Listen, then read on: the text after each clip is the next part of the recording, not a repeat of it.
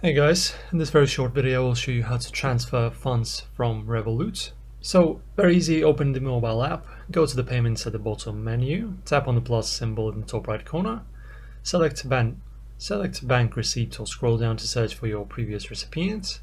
Follow the prompts to enter the required details. Also some options to send the money to, you can do it in a few ways.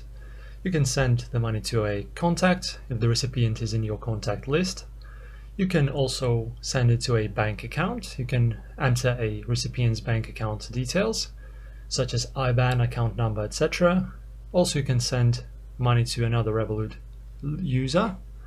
You can send money instantly to other Revolut users by selecting their account. And of course, then review and confirm and send the money. You can also add a note, which is optional, for the transfer if needed. The money will be transferred according to the option you choose. Transfer to other Revolut users are instant, while bank transfers might take 1 to 3 days, depending on the recipient's bank. Thanks for watching guys, hopefully this helps you, and I will see you shortly in the next one.